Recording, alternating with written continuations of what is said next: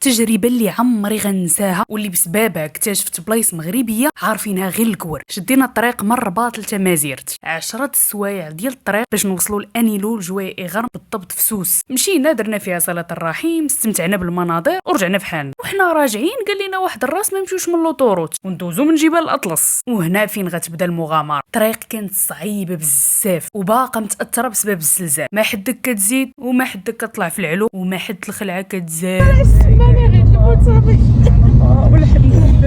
ما كتبوش اللي قالوا كثرت لهم كضحك. وقفنا في واحد البلاصه فين تحديت الفوبيا اللي عندي وهي العلو، وصراحه الفيو كانت واعره. وهاد البلاصه معروفه بالسياره العجيبه، واحد الطوموبيل بقات تما اون بان وسماوها السياره العجيبه. الحمد لله بدينا كنفوتوا الخطر حتى بدا كيبان لينا الواد ديال منطقه ويركان اللي كانت واعره وما عارفيناش بزاف الناس. خدينا واحد لوبيرج تما، حنا الوحيدين اللي مغاربه فيه، ولكن صراحه فعلا كان واعر. من مور 8 السوايع وسط الحوز رجعنا مسخ